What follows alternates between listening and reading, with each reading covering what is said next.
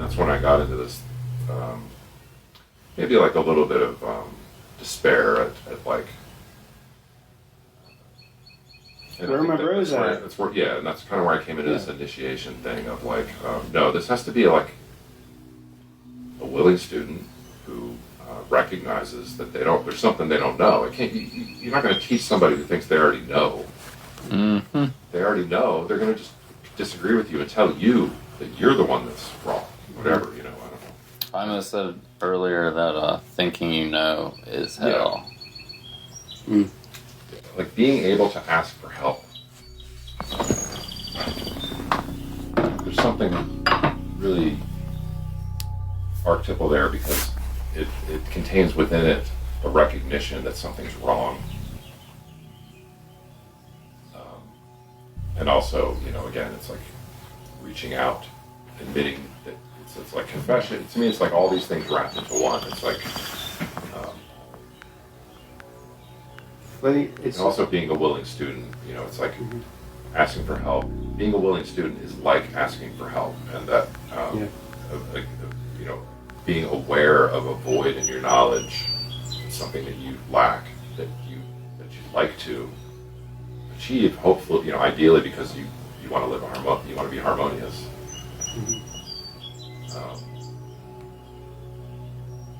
And to me, that's how I try to understand, I think, the relationship between whatever Jesus represents in the Christian mythos of being the only path. Is like recognizing you don't know the path, being able to ask for help. And it's just a little being simple. Open to change. Yeah, it's like admitting that there's a problem, recognition that you need a mentor. I need somebody to help show me the way. Mm-hmm. It's. I think of it as the distinction between communion and communality, like communality versus the closed circle there. Like, and I use the word like when you were talking about neither one of them could take the pause to open back up the space, and I really like that because between Lucifer and Armand here, this line is the closed circle versus the open circle. Like sometimes we think we're in this insular, closed, separate world of the material world and stuff, but where we're fundamentally separate. But to be open to communion with God and stuff, and with others, and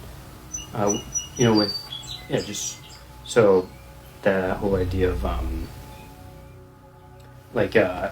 being willing to change and stuff. It's because sometimes that communion can be overwhelming, and where we have to close ourselves off from it almost. But that's the idea, is to be as open to that as possible, and that's also like death in a way. On that middle pillar is like it's to be changed and to allow yourself to like say, I am insufficient in my closed thing. I need, the disposition is either that communion with others is too much for me, garments of skin, protection, separate, that's a closed circle, and also our words and stuff, but then the other is I need communion in order to be okay. So it's this it's whether reality is out to get you or not out to get you. It's that is what reality in your favor, working for you. And that's like trust, faith. When you learn that, but it's also gnosis. Because over time. Like it's this over time. Carl Jung, do you believe in God? I know. And that is to have that deep trust, to just say I am insufficient in where I'm at, to say, what does reality have to tell me right now? My whole experience was just going around the merry-go-round until awakening, then suddenly it's... Yeah, and reality keeps giving you the same question until you get it. Yeah.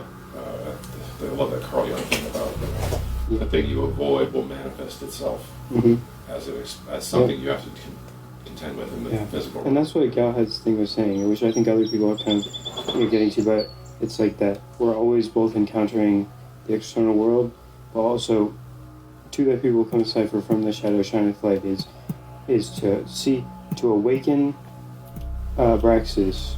Sleeping Abraxas creates hell. Dreaming but to realize that the reality we encounter is also, we participate in its construction through the fact of how we relate with our shadow and stuff. You know, so if I realize that it's also my unconscious speaking to me, then if I relate to my unconscious in the correct way, I'm co-creating the world properly, and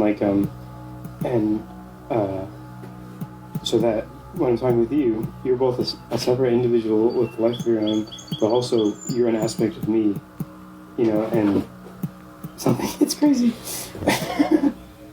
It's so cool.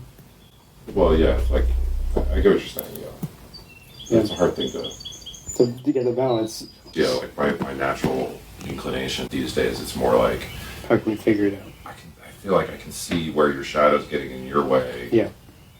If you saw mine getting in my way, I'd want you to tell me. Yeah. Like, if the three of us are going to be friends, you see my shadow getting in my way, who else is going to tell me? Yeah. And if I can't see it, nobody's. I'm dangerous. Yeah. But if you can see it and then you don't tell me, you know, we're all contributing in some ways to. Again, this gets into this whole thing of how do you help people and that kind of thing. But I feel like it could be hard to live in the Holy Spirit means to be able to, you know, give people the truth that they need, that they possibly can't see, I guess, or whatever, and not to feel like you need to hide the truth from people because you don't want to hurt their feelings and all that shit. And that true friendship and companionship is and in terms of camaraderie, like, and I love the military analogy because things become so, it's life and death, and you better like love these people enough to tell them that they're fucking up,